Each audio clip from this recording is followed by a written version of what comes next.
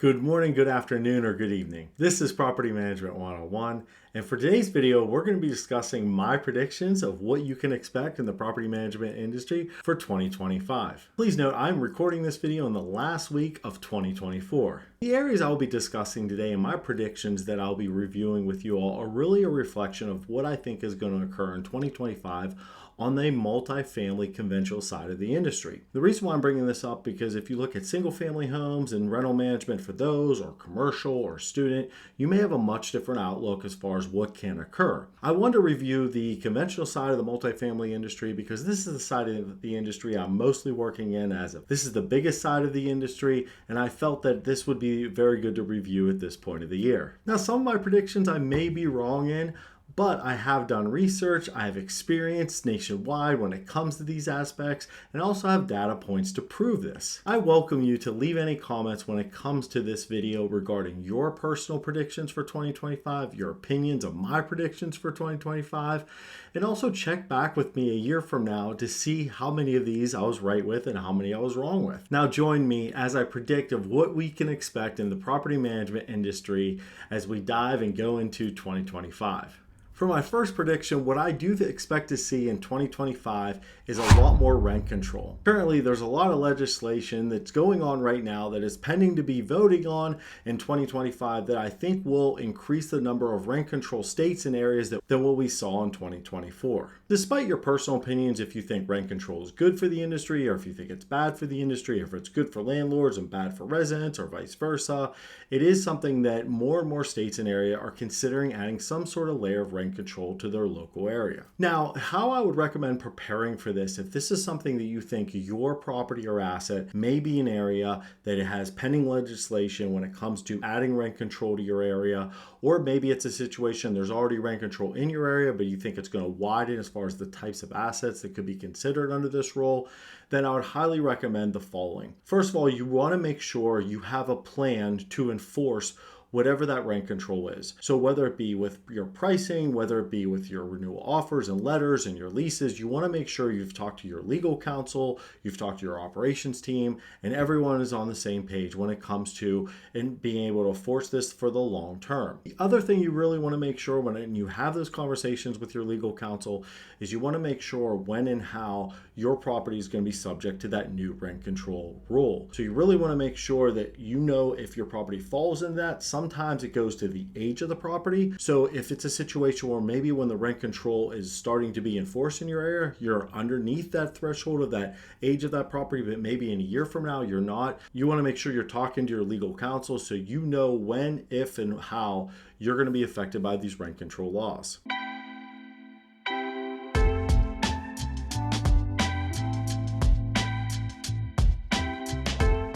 The second prediction I have for 2025 is I do expect in many markets that rents and occupancy are going to continue to struggle. The reason why I believe there's going to be a continued softening of rents in many markets and a lower than ideal occupancy in many markets is all the growth we've seen in the past 24 months. The graph I'm sharing with you, I'll also provide a link to this graph if you would like to look at the full article that shared this graph and this data, and I'm going to share that link in the video description. In 2023, we actually saw the most amount of new units coming online in the industry since 1987. This softened rents and occupancy in many markets. And in 2024, there wasn't a decline from that number either. And all the units that came online in 2023 may not even been fully handed off to the operations team for leasing and for move-ins when it comes to when they were fully developed and delivered. So that's something to consider as well, as just because those were brought online in 2023, they may not have a move-in or the operations team didn't have the opportunity to lease them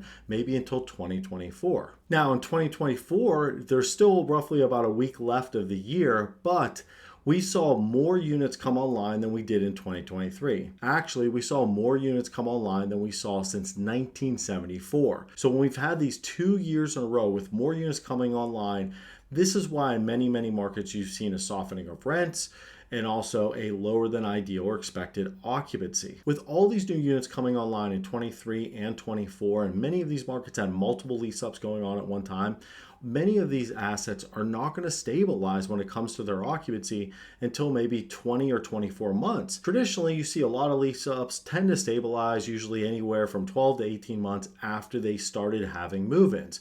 But with having so many lease ups coming online at the same time in many markets, you may see prolonged lease up periods for these assets. Now, my tip as far as how to prepare for this. So if you're in a market and maybe you're a stabilized site and all these assets came into the market for a lease up and you're on that side of it, or if you're part of the side that, hey, I am the lease up, I am the new property coming in online in these markets that's highly competitive with already a saturated market, but with a lot of lease ups going on at one time as well. You really want to find those in between revenue aspects that you can actually help generate for your property. Because if you know your rents are going to be softening, if you know your occupancy is going to be a little bit lower, this is a great time to find other areas that we can kind of make up and offset for that lower occupancy as well as that softening of rents. Maybe it's things as lowering your average number of vacant days. Maybe it's things as far as having longer lease terms, preventing as many move-outs. Maybe it's efficiency with your move-outs to help when it comes to expenses for your move-outs. Anything you can do when it comes to that bottom line, when you know you're going to have areas like your occupancy and rents that are going to really struggle, these are some of the things I would really encourage you to look at. The other thing to keep in mind, if you're an investor or if you're a high-level executive for a company that has an asset in these markets, you really want to reset your expectations when it comes to this. If your asset in that market maybe 5 years ago was sitting at 96, 97, 98% consistently, you may not be in that same position to gain that type of occupancy in the future. You may be more on the lines of 90, 91, 92%. This may be a hard pill to swallow for investors, but I think setting that expectation of what's realistically likely in that market so you can balance your occupancy and your rents to really maximize your revenue is really important and key aspect of this process going through all these lease ups. If you're enjoying this video and you're learning something new, please don't forget to like, subscribe, and turn on notifications for future videos. And for my third and last prediction for 2025, I do expect there to be a lot more fair housing lawsuits that are going to be filed, and we may see a record high. Now, compared to my first two predictions, where I had a lot of data points that helped share why I felt that in many markets you're going to see a softening of rents and occupancy, as well as maybe in my rent control example, where I actually have done research and seen a lot of legislation that's actually considering rent control. This is based more on my experience working in the industry and opportunities and things that I've seen that may allow more fair housing lawsuits to be filed. I believe in the industry as we speak, there's a growing target on landlords. And this is actually shown in the media, this is shown in local government and what their focus is on. So I think it's going to be one of those dynamics that because of this growing target, you're going to see more applicants, more residents, and even those individuals that are not intending to move in look for opportunities to take advantage of landlords. And I think fair housing, unfortunately, could be one of those areas. I know many markets, for example, are seeing a very big increase on fraud when it comes to applications. And this is something that a lot of markets are dealing with across the country. And unfortunately, it's a growing dynamic across the country. Because of this, I think it's likely you're going to see other aspects where people are going to apply to try to take advantage of the situation.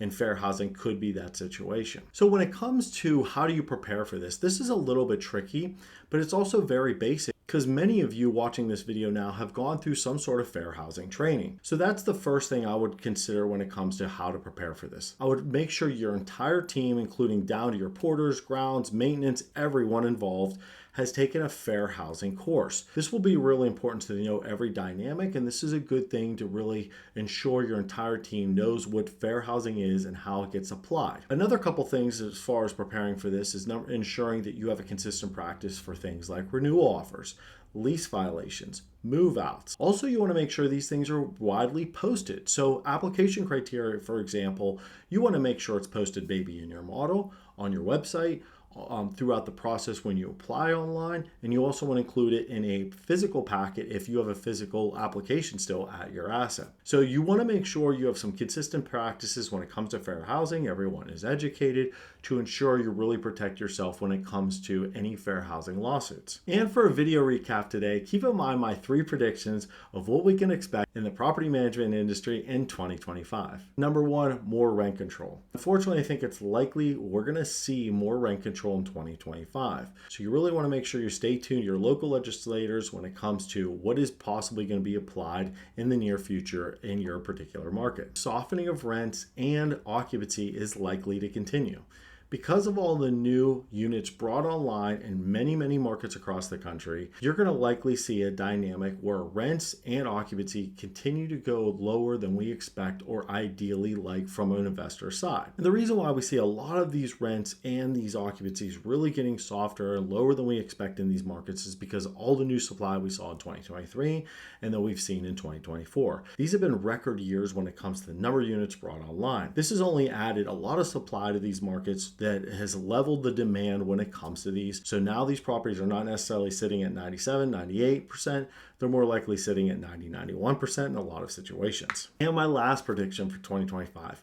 I believe it's likely we're going to see more fair housing lawsuits, and it could be a record high as far as the number of lawsuits filed nationwide in 2025. We've seen a lot of fraud increase across the country, as well as landlords have a bigger and bigger target on their back that you've seen in the media and you've seen what government officials are focusing on. So this is why I feel fair housing could be the next thing that applicants, residents, and even non-residents or non-tenant to move in take advantage of landlords with. If you enjoyed this video and you learned something new, please don't forget to like, subscribe, and turn on notifications for future videos.